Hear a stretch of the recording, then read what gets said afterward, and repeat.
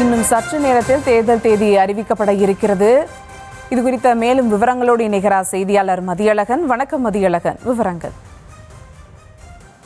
தமிழ்நாடு, மேற்கு வங்கம், கேரளம், அசாம், புதுச்சேரி ஆகிய 5 மாநிலங்களுக்கான சட்டமன்ற தேர்தல் தேதியை தேர்தல் ஆணையம் இன்னும் சற்று நேரத்தில் அறிவிக்க இருக்கிறது.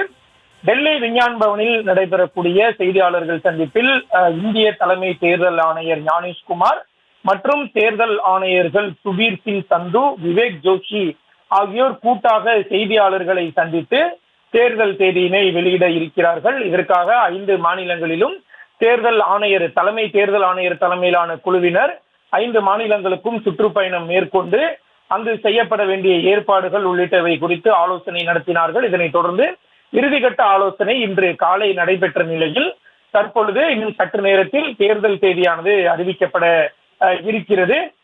முதலில் அகரவரிசைப்படி இந்த தேர்தல் அறிவிப்பானது அறிவிக்கப்பட இருக்கிறது. முதலில் அசாம், அதனைத் தொடர்ந்து புதுச்சேரி, அதனைத் தொடர்ந்து கேரளம், தமிழ்நாடு, மேற்கு வங்கம், இந்த வரிசையின் அடிப்படையில் தேர்தல் தேதிகள் அறிவிக்கப்பட இருக்கின்றன. ஒவ்வொரு மாநிலத்திலும் இருக்கக்கூடிய வாக்காளர்கள் எண்ணிக்கை, மொத்த வாக்காளர்கள் எண்ணிக்கை, ஆண் வாக்காளர்கள் எத்தனை, பெண் வாக்காளர்கள் எத்தனை, அதே போல எத்தனை வாக்குச்சாவடி மையங்கள், எத்தனை வாக்கு எண்ணிக்கை மையங்கள், அதே போல ஒவ்வொரு மாநிலத்திலும் தேர்தல் தேதி எப்பொழுது கெசட்டில் அறிவிப்பு வெளியிடப்படும், எப்பொழுது வேட்புமனு தாக்கல் தொடக்கம், வேட்புமனு பரிசீலனை, வேட்புமனு தாக்கல் செய்ய கடைசி நாள், அதே போல அனைத்து விவரங்களையும் அறிவிக்க இருக்கிறார்கள். அதனைத் தொடர்ந்து செய்தியாளர்களினுடைய பல்வேறு கேள்விகளுக்கும் பதிலளிக்க இருக்கிறார்கள். இதற்காக டெல்லி விஞ்ஞான் பவனில் அனைத்து ஏற்பாடுகளும் தயார் நிலையில் இருக்கின்றன.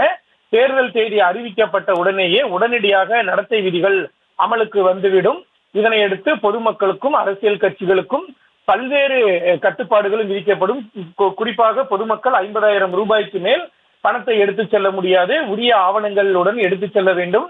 அதே போல மற்ற பொருட்கள், வெள்ளி பொருட்களாகட்டும், மதுபானங்கள் உள்ளிட்ட பல்வேறு பொருட்கள் எடுத்து செல்வதற்கும் கடுமையான கட்டுப்பாடுகள் விதிக்கப்படும். அதே போல அரசியல் கட்சிகளுக்கும் பல்வேறு கட்டுப்பாடுகள் இருக்கும். குறிப்பாக மத வழிபாடு தலங்கள் அருகே வாக்கு சேகரிக்க கூடாது, சர்ச்சைக்குரிய வகையை பேசக்கூடாது உள்ளிட்ட பல்வேறு கட்டுப்பாடுகள் இருக்கும்.